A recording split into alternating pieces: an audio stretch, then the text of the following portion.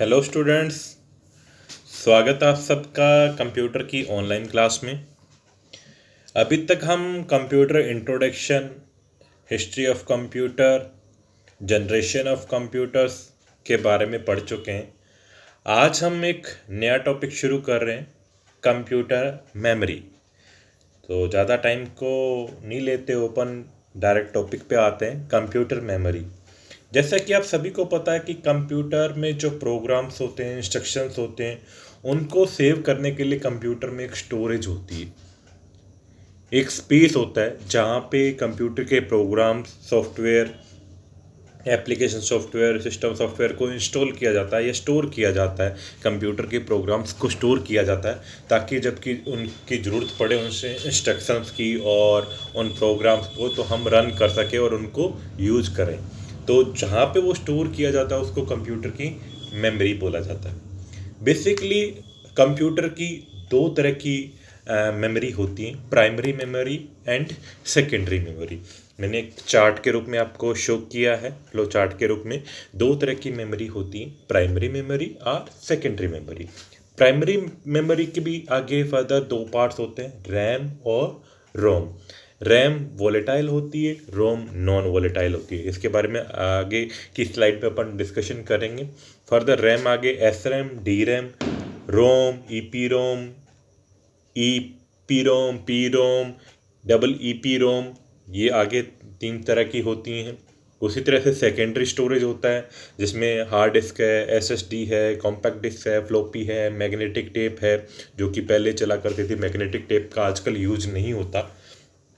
तो चलिए एक एक करके सबको डिस्कस करते हैं क्या है ये। तो सबसे पहले बात करते हैं अपन प्राइमरी मेमोरी को। इसको मेन मेमोरी भी बोला जाता है, इंटरनल मेमोरी भी बोला जाता है।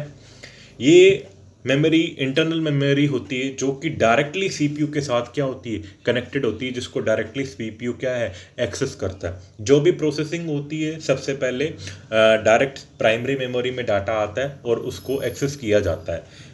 ठीक है। तो प्राइमरी मेमोरी मैंने जैसे कि आपको बताया था दो तरह की होती है, रैम और रोम। सबसे पहले अपन बात करते हैं रैम की, रैंडम एक्सेस मेमोरी। इसकी फुल फॉर्म ज़्यादातर एग्जाम में पूछी जाती है, रैम की, एस रैम की, डी रैम की। तो इन तीनों की आपको फुल फॉर्म पता होनी चाहिए। RAM stand for random access memory, D RAM stand for dynamic RAM, random access memory, S RAM static random access memory. तो बात करते हैं रैम क्या होता है। रैम एक वोलेटाइल मेमोरी होती है जो कि प्रोसेसिंग के लिए सीपीयू के साथ कनेक्टेड होती है, जहाँ पे जो भी डाटा प्रोसेस होता है वो पहले रैम में आता है, फिर उसको सीपीयू प्रोसेस में लेता है। तो ये एक नॉन वोलेटाइल वोलेटाइल मेमोरी होती है जो कि जिसमें डाटा लंबे समय तक सेव नहीं रहता। जब तक प्रोसेसिंग चलती है तब तक वो डाटा सेव रहती है। जैसे ही स्विच ऑफ करते हैं, लाइट ऑफ करते हैं, कंप्यूटर को शट डाउन करते हैं अपन, स्विच ऑफ करते हैं, शट डाउन करते हैं, तो वो क्या हो जाता है, जो रैम में जो डाटा होता है वो डिस्ट्रॉय हो जाता है। तो ये होती है रैंडम एक्सेस मेमोरी और इसको रैंडमली सीपीयू के द्वारा क्या है, एक्सेस किया जाता है, जो प्रकृति के रूप में स्थिर नहीं है। ओके। तो बात करते हैं आगे स्टैटिक रैम और डायनेमिक रैम। ये आगे दो तरह की होती है, स्टैटिक रैम और डायनेमिक रैम। स्टैटिक रैम क्या होता है, इसमें ट्रांजिस्टर्स का उपयोग किया जाता है और डायनेमिक रैम में क्या है, कैपेसिटर का यूज किया जाता है। स्टैटिक रैम को बार बार रिफ्रेश करने की आवश्यकता नहीं होती, जबकि डायनेमिक रैम को बार बार रिफ्रेश करने की आवश्यकता होती है। स्टैटिक रैम है वो लो पावर यूज़ करती है, फास्ट होती है, हाई कॉस्टली होती है और मेमोरी कम होती है। और जबकि डायनेमिक रैम है जो लेस कॉस्टली होती है, कॉस्टली नहीं होती है, मेमोरी हाई होती है, पावर कंजप्शन भी हाई होता है, और लेकिन प्रोसेसिंग में क्या होती है, स्लो होती है। तो ये होती है डायनेमिक रैम। नेक्स्ट बात करते हैं अपन रोम की। रोम भी एक प्राइमरी मेमोरी है, रीड ओनली मेमोरी, जिसको हम चेंज नहीं कर सकते, जो एक नॉन वोलेटाइल मेमोरी है। जो बेसिकली सेटअप के दौरान यूज़ की जाती है, बाइसिंग के दौरान इसको यूज़ किया जाता है। जो कंप्यूटर की बाइसिंग की जाती है वो रोम में की जाती है। जो भी डाटा स्टोर है कंपनी के द्वारा ऑलरेडी इसमें स्टोर करके दिया जाता है, उसको हम बाद में चेंज नहीं कर सकते। तो जिसे बाइस के पर्पज से यूज़ किया जाता है रोम को। तो ये भी आगे फर्दर 3 तरह की होती है: P ROM programmable read only memory, E P Rome erasable and programmable read only memory, double E P Rome electrically erasable and programmable read only memory. अब प्रोग्रामेबल रीड ओनली मेमोरी होती है जिसकी एक बार programming की जा सकती है, हालांकि वो अपने लेवल पे पॉसिबल नहीं है, बड़े लेवल पर इंडस्ट्री लेवल पे या रिसर्च लेवल पे वो पॉसिबल है, अपने लिए वो पॉसिबल नहीं है, इसको अपन चेंज नहीं कर सकते। जबकि रैम को हम अपने लेवल पे एक्सटेंड कर सकते हैं, चेंज कर सकते हैं, लेकिन रोम को हम चेंज नहीं कर सकते। नेक्स्ट है ई P Rome erasable and programmable read only memory. ये भी इरेज करके इसको दोबारा से प्रोग्राम्ड किया जा सकता है, लेकिन वो भी अपने लेवल पे पॉसिबल नहीं है, रिसर्च लेवल पे लैब लेवल पे पॉसिबल है।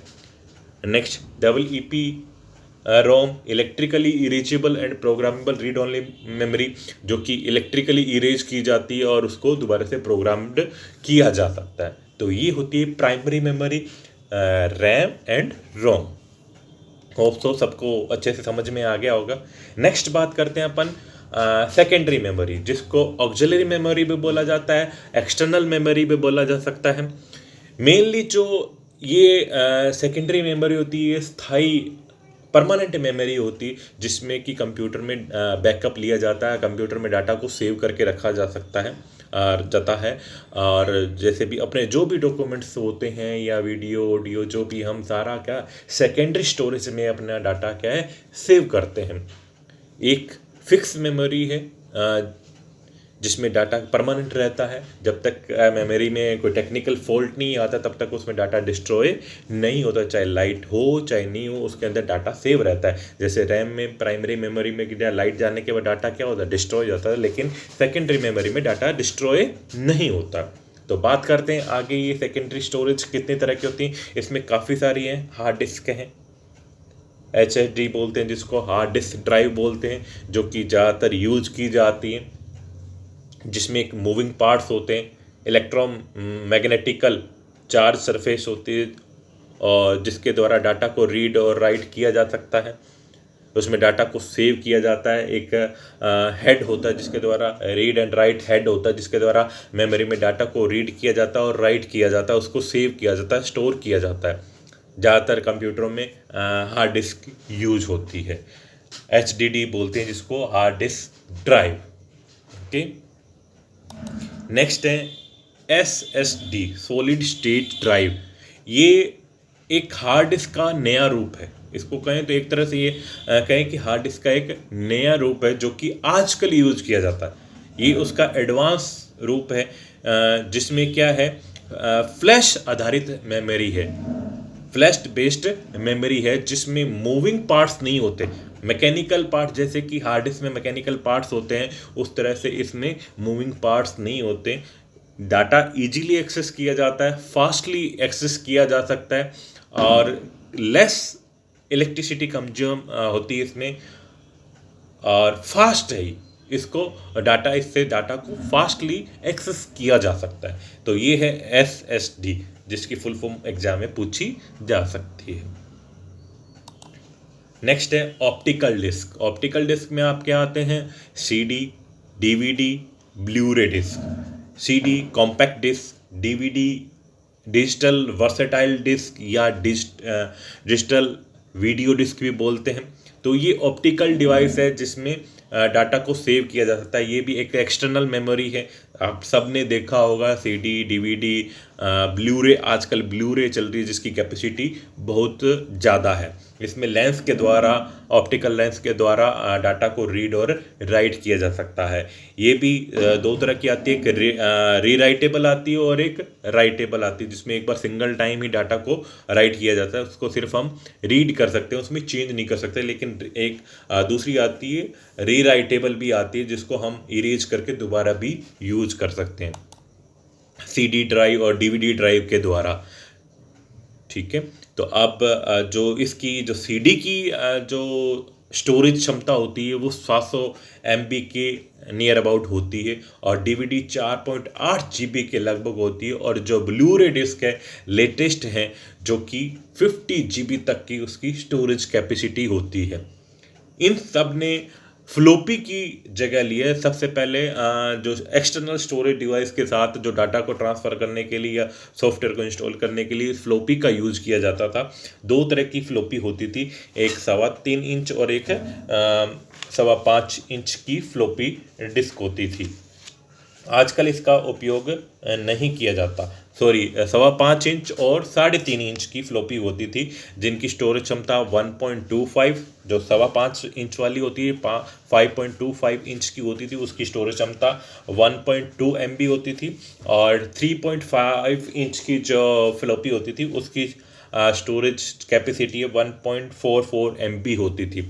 लेकिन वो ज़्यादा सेफ नहीं रहता था डाटा, उसमें थोड़ा सा भी अगर मॉइस्चर आ गया या हीट लग गई या लाइट पड़ गई तो वो डाटा क्या डिस्ट्रॉय हो जाता था। तो उसकी जगह उसको रिप्लेस करके ऑप्टिकल डिवाइस ने उसकी जगह ले ली जो कि उससे ज़्यादा सेफ था, सस्ता था।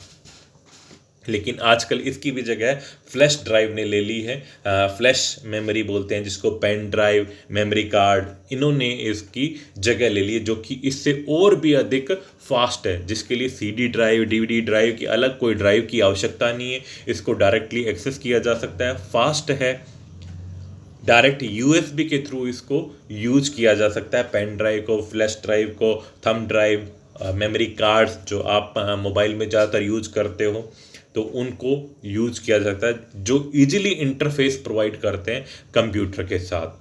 तो यूएसबी के थ्रू ये कनेक्ट होते हैं। तो यूएसबी की फुल फॉर्म भी पूछी जा सकती है, यूनिवर्सल सीरियल बस।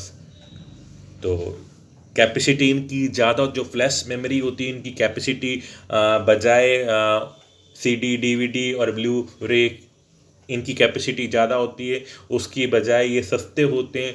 कोई एक्सटर्नल इनको ड्राइव की ज़रूरत नहीं पड़ती है, डायरेक्टली रन हो जाते हैं, सीधे डायरेक्ट यूएसबी के थ्रू कनेक्ट होते हैं, फास्ट होते हैं, डाटा ट्रांसफ़र करना ईजी होता है, डाटा डिस्ट्रॉय नहीं होता, इसमें डाटा डिस्ट्रॉय होने के चांस बहुत कम होते हैं।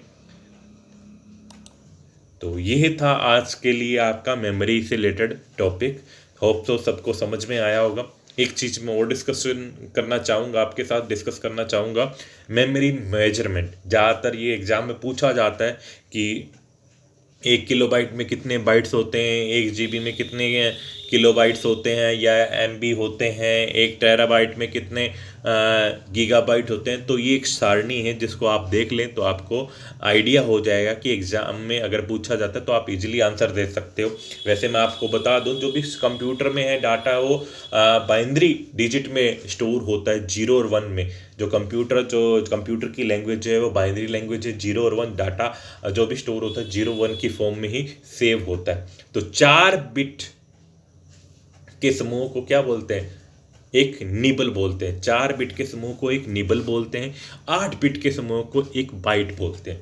1024 बाइट के समूह को एक किलोबाइट केबी बोलते हैं और 1024 केबी को एक MB बोलते हैं। 1024 MB को एक गीगाबाइट GB बोलते हैं। 1024 GB को टेराबाइट TB बोलते हैं। इस तरह से आगे पेंटाबाइट, एक्स्ट्राबाइट, जेटाबाइट, योटाबाइट, पेनोटोबाइट ये होते हैं।